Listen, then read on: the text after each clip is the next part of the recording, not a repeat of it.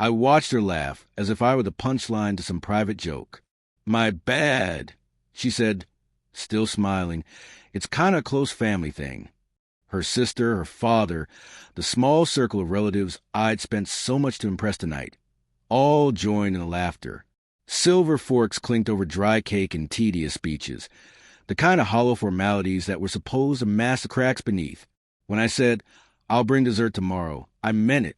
That's when everything shifted. Her eyes gleamed with mischief.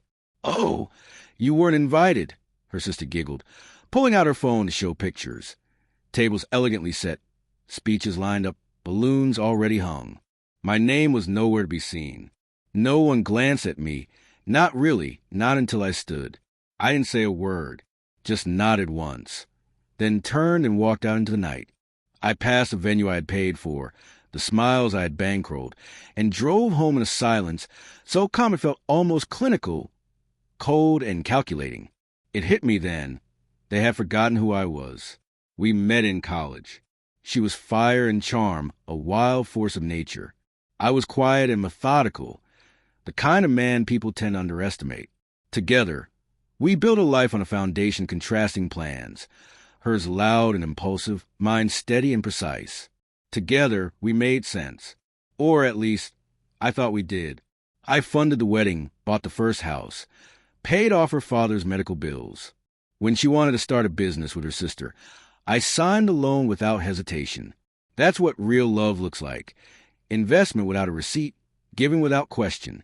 Her family tolerated me with polite smiles and surface-level warmth, but they never truly let me in.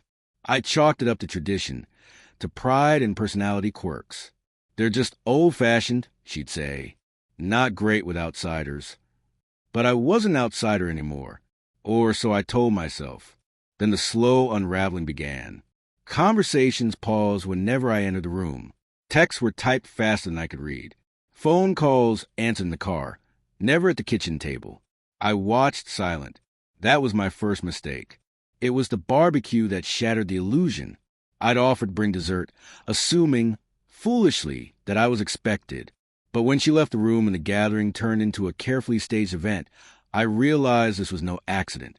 The catering was ordered, decorations custom-made, the guest list printed, names hand-picked like a guest list for royalty. I wasn't on it, but my money was.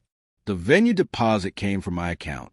The chairs, the DJ, even the custom backdrop with her father's name glowing in lights, all booked under my business account, masked under project expenses. She hadn't forgotten. She'd planned around me. I didn't confront her. Not then. Anger shouts. Revenge waits patiently. First, I pulled the financial threads quietly. The loan? I moved it into default protection. She wouldn't notice until the penalties hit. Her sister's business account? I revoked access. They had forgotten I was still a primary signatory. The venue? Under my name. I canceled it. No refund. No backup plan. Too late to reschedule. Next, I collected everything, screenshots, invoices, bank transfers, every dollar traced, every favor accounted for. I built a file, clean, unemotional, dated. The final piece was a silent bomb. I sent an email, BCC to every extended relative, every business partner, every close family friend. It was polite, measured, stating just the facts. A breakdown of my financial contributions, the event cancellation, and a short note. Please direct all inquiries to the hosts. I would no longer be involved. I hit send the night before the barbecue. The morning of the party, they arrived at a locked venue. No staff, no tables, no music. She called. I let it ring. Her sister messaged. What the hell happened? I replied with a screenshot of the cancellation confirmation.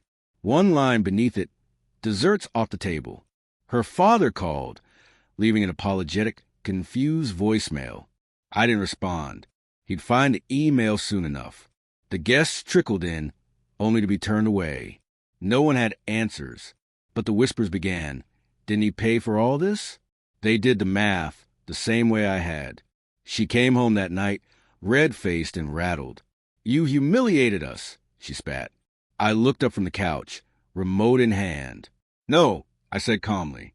I just stopped protecting you from your own reflection. She packed a bag, slammed doors, made threats she couldn't back up. I let her leave. At the door, she turned. You think this makes you the good guy? I shrugged. No, just the last one standing. She stared, suddenly realizing I wasn't bluffing. When she walked out, she finally understood. She wasn't leaving me. I had already let her go. Revenge isn't rage. It's remembering who you are after someone tries to erase you. She thought I was a background character in her story.